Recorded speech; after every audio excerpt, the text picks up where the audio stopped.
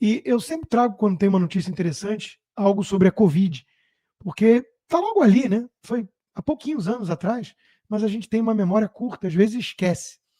E fica repetindo os erros, então, enaltecendo jornalista picareta, autoritário, que quer monopolizar a fala em nome da ciência, governadores chineses que pregam lockdown e por aí vai.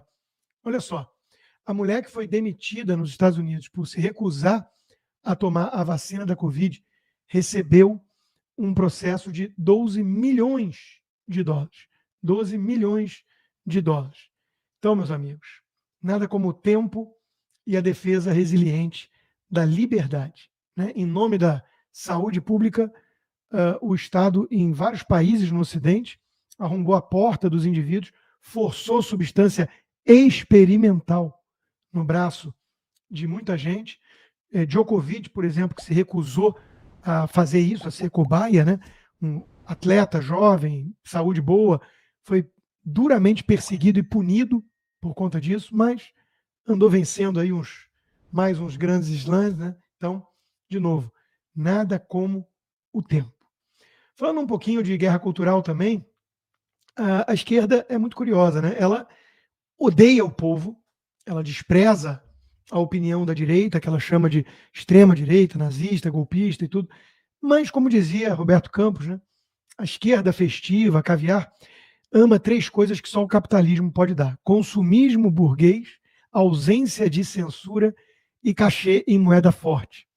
É por isso que lá está a petista Fernanda Torres dizendo: gente, pelo amor de Deus, não importa se você é de direita, de esquerda, de centro, taxista, bolsonarista, não boicotem o filme é tão bonitinho, é um filme tão militante sobre um comunista bonzinho, Rubens Paiva, que o filho é um petista militante como eu. Então, por favor, não façam campanha de boicote, tragam o bolso de vocês, que é a única parte que nos interessa nessa história. Desculpa, mas acho que não. Acho que vai rolar boicote sim. Ninguém deveria ver essa porcaria, porque é um filme militante e deve ser muito ruim. Eu, ao contrário de muita gente, consigo separar a arte do artista. Fosse assim, eu não ia mais ver filme nenhum do Woody Allen. O sujeito como pessoa é um ser desprezível. O cara pegou a própria enteada. Mas é um baita cineasta. Eu adoro os filmes dele. Então, eu consigo separar as coisas. Mas nesse caso, Fernandinha Torres, petista, o filme é militante. É uma porcaria que faz proselitismo a um comunista, tipo Marighella. Então, sim, vai rolar boicote. E sempre é interessante mostrar como essa turma da esquerda festiva, caviar, é hipócrita, né? Olha o irmão do meu amigo Tiago Gagliasso. Corretor de imóveis acusa Bruno Gagliasso de calote. É impressionante como não falha nunca, né? Deve estar gravando musiquinha, fazendo campanha junto com o imitador de focas pelo PL do PSOL para reduzir a jornada de trabalho, né? Mas caloteiro, quer no dia de Natal entrega de aplicativo de transporte de alimentos, se não reclama e por aí vai, mas joga para a plateia. O esquerdismo, acima de tudo, é isso, né? O esquerdismo é jogar para a plateia. É sinalizar falsas virtudes. É disso que se trata a esquerda. A Luana Piovani não era exatamente de esquerda. Ela era alguém que denunciava a patotinha da Paula Lavigne, né, a máfia do Dendê, aquela turma que sempre se dá bem com a Lei Rouanet. A Luana Piovani vivia batendo nessa turma e apanhava, era boicotada por conta disso, foi para Portugal com os filhos. Ninguém sabe exatamente de onde vem a fonte de renda hoje, mas o fato é que talvez ela esteja sinalizando um pedido de desculpas, querendo regressar ao grupo, né? Luana Piovani chama eleitores de Trump e Bolsonaro de escrotos. É porque, claro, nós precisamos superar o ódio. Temos que unir o povo. O imitador de focas escreveu até um livro sobre isso. Né? Não é legal essa coisa de discurso de ódio, de divisão da sociedade. É por isso que nós temos que eliminar metade ou mais, talvez 70%, 2/3, vai. Vamos ficar em 2/3. 2/3 da população que são um bando de escrotos que votam na extrema-direita. Então, se você eliminar 2/3 do povo, o que sobra é muito mais pacífico, legal, descolado, assiste Globo, funcionário público e por aí vai. Vai até no filme da Fernanda Torres. Então, o mundo seria muito melhor se todo mundo que discorda da gente fosse eliminado. É mais ou menos o pensamento da esquerda, né?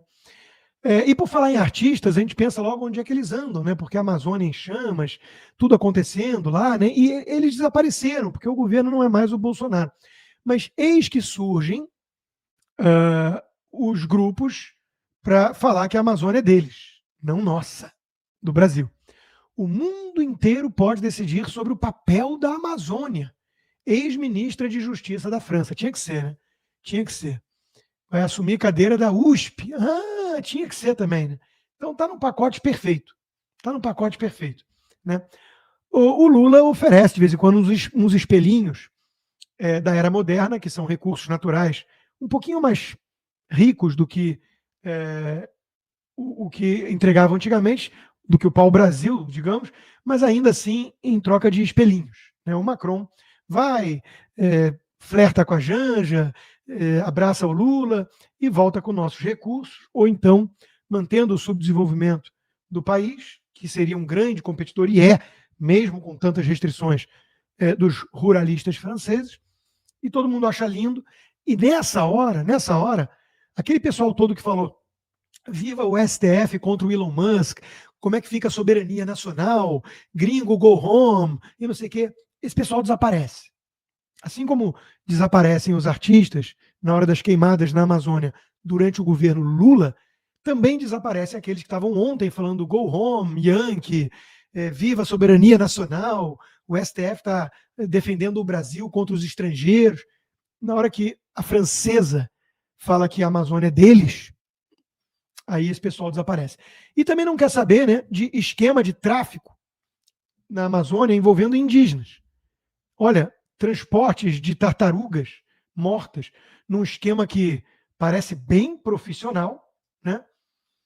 Porque índio não quer só apito, e tampouco o índiozinho é aquela imagem que a esquerda festiva tem da Vila Madalena, do Leblon, né, de um bom selvagem que vive de forma pacífica com a natureza, quase um avatar azulado, né?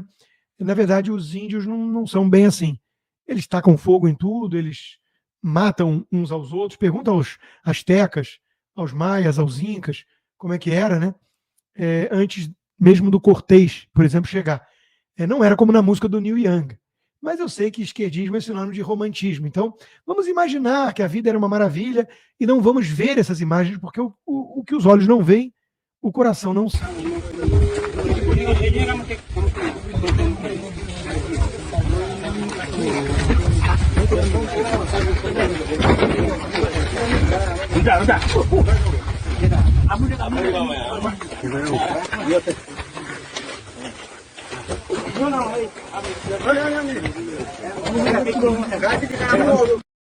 Parece um esquema bem profissa, né? O que será que eles fazem com as tartarugas mortas?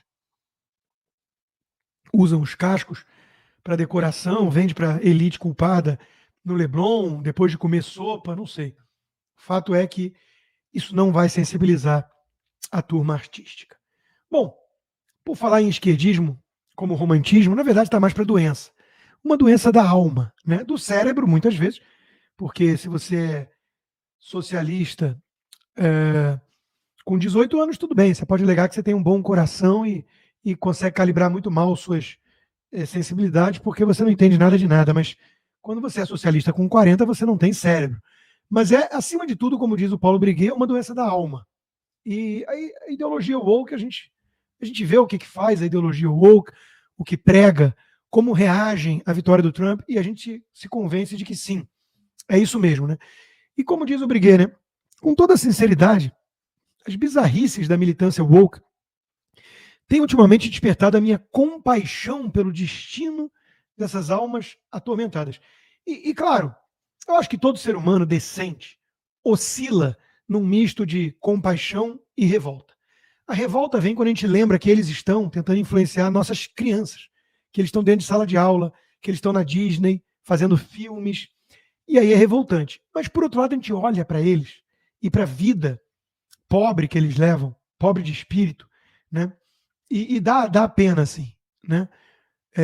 A Terceira Guerra Mundial tende a ser uma guerra de Babel, não apenas entre nações, mas principalmente entre culturas e visões de mundo que muitas vezes se opõem à realidade. Como eu digo, Tem a guerra política, cultural e a guerra espiritual. É uma luta muito além da política, né?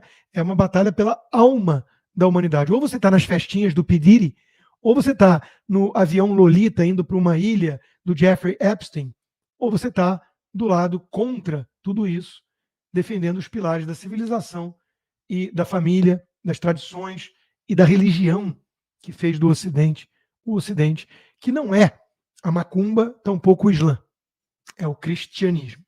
Judaico-cristã, a nossa civilização, porque bebeu bastante das fontes do judaísmo também. E claro, aí a gente prega fronteiras controladas sobre isso, né? E a esquerda fica empolvorosa, mas tá lá.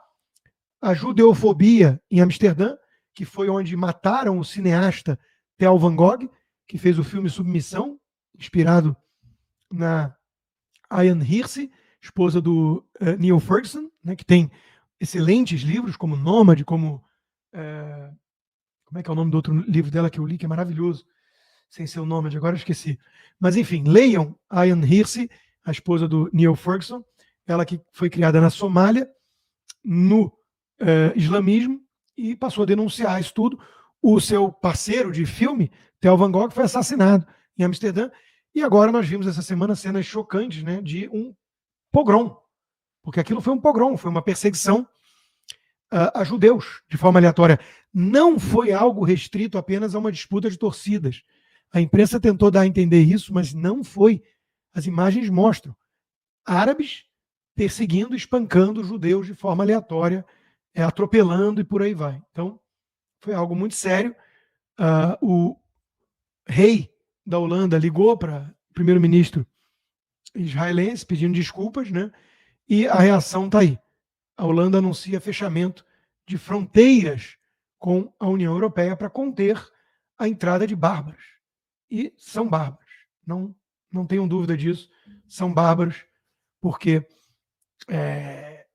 a religião da paz, infelizmente, tem muita gente, muito adepto, que, lendo de uma forma literal os textos sagrados do profeta, que foi ele mesmo um guerreiro empedernido, alguém que quis casar com uma menininha abaixo de 10 anos e foi escutar Alá, e Alá deu a permissão. Né? A religião toda do Islã não pariu sociedades livres, como a gente conhece no Ocidente, porque são teocracias. Porque, acima de tudo, não fizeram aquilo que o cristianismo fez no Ocidente, dar foco no indivíduo e a César o que é de César, separando Estado de religião. Então, vamos lá. Eu falei do Bolsonaro acima de tudo. O texto que Bolsonaro publicou na Folha de São Paulo está excelente, muito bem escrito, chamando a atenção justamente para o fato de que a bolha que diz lutar pela democracia, destruindo-a, fica encastelada e perde o contato com a realidade, que a direita veio para defender a voz do povo. E não há nada mais forte como uma ideia cuja hora é chegada, como diria Victor Hugo, autor de Os Miseráveis. E a ideia da direita está aí, gente, para quem quiser ouvir. Então não adianta, como disse o próprio Bolsonaro, perseguir uma liderança, vão surgir outras. Então o recado está claro. Vocês só vão ter duas opções: aceitar a democracia, e isso envolve aceitar o povo de direita que quer participar, ou partir para uma ditadura altamente repressiva, autoritária.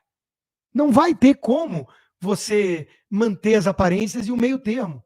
Então, um texto muito bem escrito de Jair Bolsonaro na Folha de São Paulo. Ventos de mudança da vitória do Trump? Bom, no mesmo dia, o advogado do Bolsonaro publicou no Globo um texto atacando a postura do STF em relação ao foro privilegiado. Eu acho que são ventos de mudança. Quero crer que sim. Mas no Brasil o buraco é mais embaixo. Vai levar mais tempo até a gente reverter esse quadro. Enquanto isso, a gente se diverte com a esquerda se descabelando e fazendo cara feia para o Bolsonaro publicando na Folha. Eu me sinto pessoalmente atacada quando vejo o Bolsonaro tendo espaço num jornal para falar de democracia. Não pode. Eu li o livro do Imitador de Focas. Tolerância é eliminar mais da metade do povo. Só aí vamos ter paz. Onde já se viu uma democracia onde respeita-se a opinião do eleitor que vota na direita? Isso não é democracia. Democracia nos Estados Unidos? Claro que não. Democracia é quando vence a esquerda. Só ali há democracia. Por exemplo, Venezuela. A Gleisi Hoffmann compara o artigo do Bolsonaro a um assassino defendendo o direito à vida.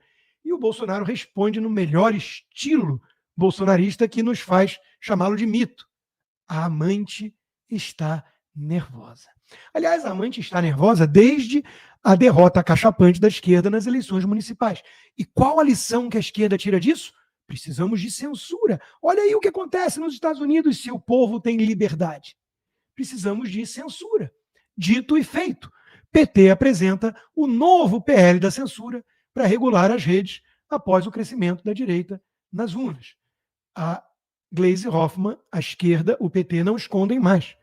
Se eles continuarem com liberdade na rede social, vamos continuar apanhando nas urnas e isso não podemos aceitar.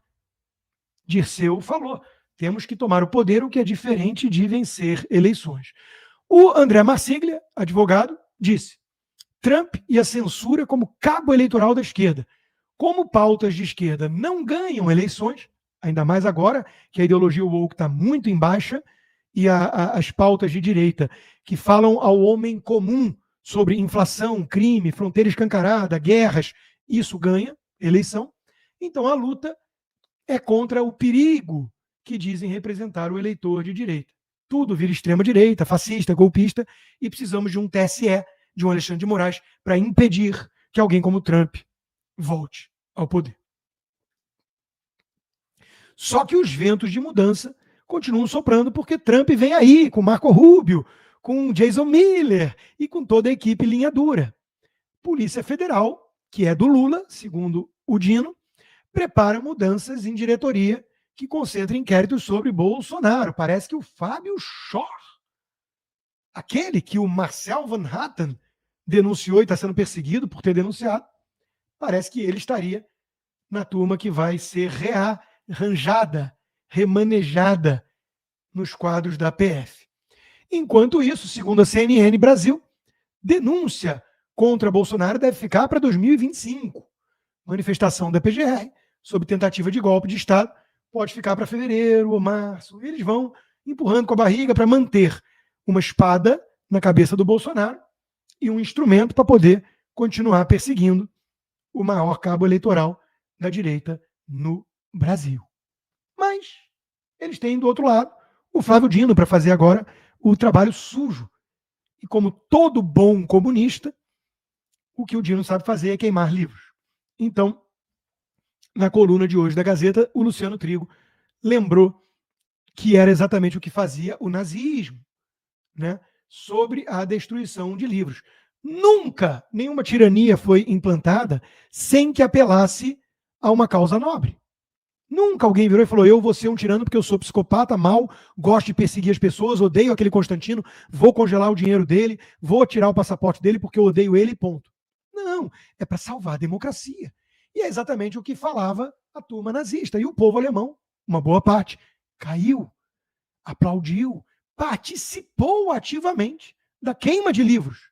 Afinal, eram livros de degenerados, moralmente corruptos, que impediam a grandeza alemã, não é mesmo?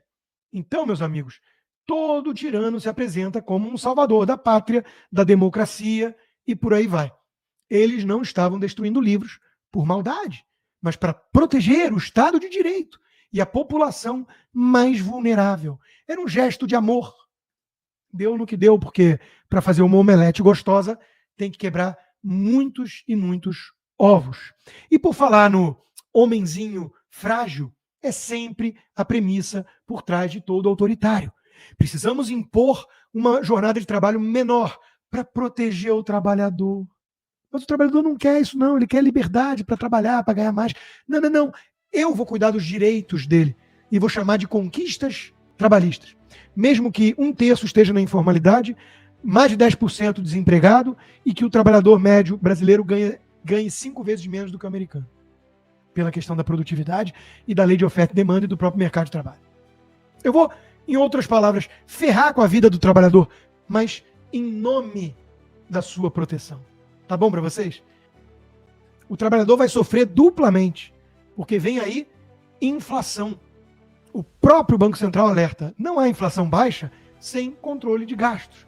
É o óbvio ululante. Os diretores do BC avaliam que o aumento de gastos públicos e a falta de previsibilidade nas regras fiscais afetam os preços dos ativos e a expectativa de inflação. Alguém acredita que este governo que aí está vai mesmo reduzir gastos? Uma boa surpresa foi ter sido nomeado pela revista Time, aquela que colocou Hitler como homem do ano, como uma das lideranças climáticas mais influentes do mundo. Opa, climáticas? Eu li direito? Pô, então troca a Marina Silva com ele, né? E bota a Marina Silva cuidando da economia. Mudanças climáticas. Claro que a Miriam Leitão festejou. Haddad está na lista das 100 maiores influências climáticas do mundo, segundo a revista Time. Olha, o complexo de vira-lata da esquerda brasileira é realmente algo fantástico. Bom, chocado eu estaria se o Haddad estivesse entre as 100 lideranças econômicas. Mas, vamos lá, né? Sob Lula, receita líquida bate recorde, mas não consegue superar a alta dos gastos. Tecla SAP. O governo nunca arrecadou tanto na história deste país, mas nunca gastou tanto. E o rombo fiscal está aí para prejudicar os mais pobres por meio da inflação. Os militares, lembra? Aqueles que já foram tão admirados pelo povo brasileiro e hoje merecem pintar asfalto mesmo, vão ter que pagar também um pato. Prestar continência para o Maduro, já fizeram. E agora, a Fazenda quer cortar quase 50 bilhões de reais das aposentadorias militares. Tenho pena não. Tenho pena não.